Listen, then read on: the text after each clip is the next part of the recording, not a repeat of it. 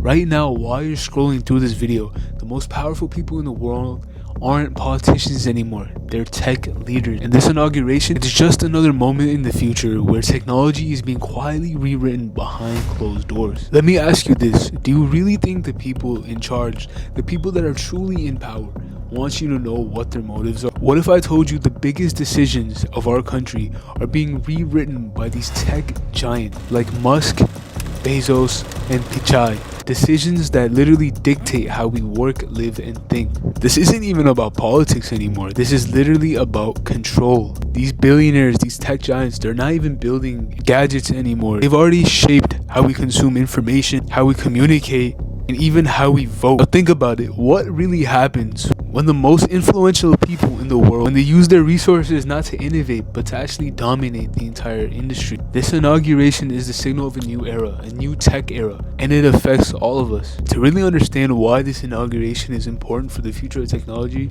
first we need to look at how these tech leaders got so powerful in the first place. The richest people alive today aren't kings, monarchs, presidents. They're the people that are making these digital realities. And now with AI taking the charge, they're even more powerful. Now you gotta look at it this way. Now it all started with the information age, where the internet literally changed everything. What seemed like a tool for connection turned into a source of data collection. Things like Google, Facebook, Amazon analyze your every move. Here's what's interesting. Tech and politics aren't even that different anymore. Very similar. CEOs don't just influence the market. They influence policies, global strategy, and even the minds of how the people think. Every click, every purchase, every search, it's all data, and data is power. The more they know, the more they can control the world around them. These tech giants, they're architects of the future. And do you really think these billionaires care who gets elected?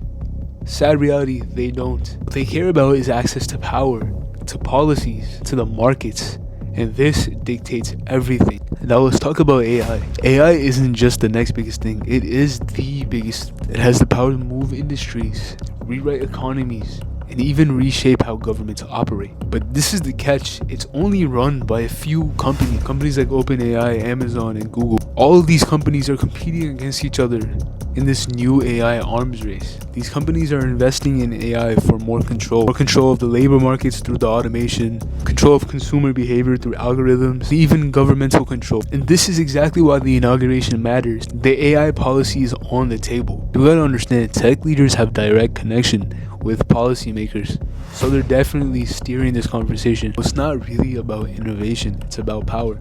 Take Elon Musk for instance. This guy has his hands on a lot of tech.